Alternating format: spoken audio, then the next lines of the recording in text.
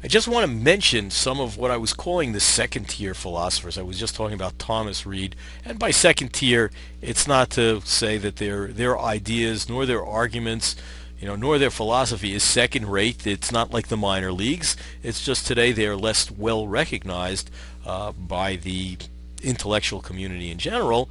But in France, and I mentioned this when we were talking about Descartes, there was Gassendi was one of the best known philosophers and in France. And what's interesting about Gassendi was his views were more like some of the empiricists,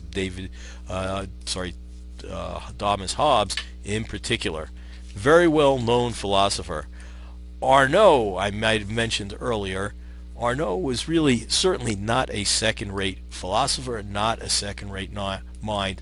Arnaud, in responding to Descartes' meditation, asks some of the most pressing problems, raises some of the most critical issues with regard to Descartes' views and his arguments for them. And he also had extensive correspondence with Leibniz as well. Similarly asked him very tough questions. Malebranche is also well known, and we'll be talking about him when we talk about philosophy of mind, or the mind-body problem in metaphysics. And he's got one of these parallelist views that are kind of interesting. But the one philosopher I want to talk here, and the guy that we're going to be concluding the semester with, is a guy named Blaise Pascal, French philosopher, actually earlier than some of these guys, and earlier than he appears, that is, he lived earlier, in an earlier time than some of these guys.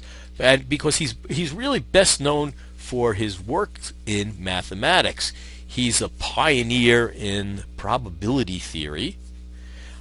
And in fact, he was such a famous mathematician that there was a computer language called Pascal that's named after him. And there are some other products that are used commonly in computer science that are called Blaze. They're knowledge inference engines, and they have some relationship to probability theory.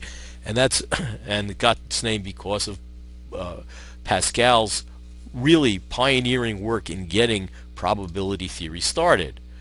But and not only was he really good in mathematics, but he was really a very good philosopher, and he is best known in philosophy of religion coming up with a practical justification for God's existence. That is, Pascal's not trying, unlike the other philosophers we're going to see in the other arguments, he's not trying to prove God's existence or his non-existence, but rather has got an interesting argument that, we should believe that God exists because it's the best bet and it'll pay off the best.